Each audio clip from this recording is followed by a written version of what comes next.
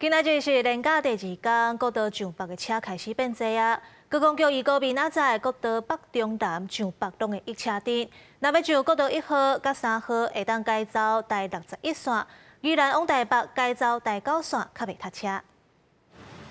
排队也是排队，家己有名火鸡肉饭店头，只要连假就会出现这款的景象。无论是想要来底食，还是早回去，在地民众也是游客，买食火鸡肉饭拢爱来排队，佮加上非洲 DJ 影响，人增加袂少。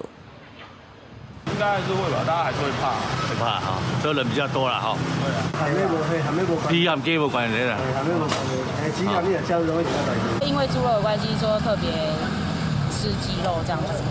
对啊，牛、猪、鸡都吃啊。来去数比起平常加2成，店头备料也增加。虽然民众普遍无烦恼非洲 DJ， 也毋过店头明显感受到差别。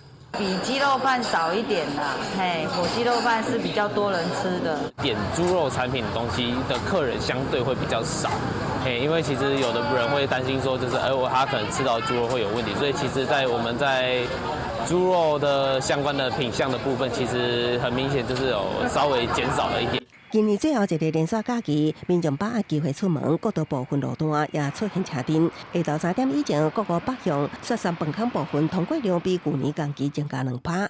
连假最后一日，高公局有高中道过了后，北中南拢会出现北向的车阵。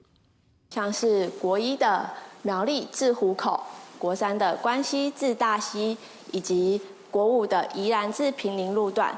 中午过后都会陆续出现北向的车潮。中部地区车侪状况会出现伫国一西里到埔盐，参国山德山到中兴顶4个路段；南部是伫国十西向金埔到左营路段下昼会有车侪情况。高公局提醒，要行国一、国三，会当加利用第61。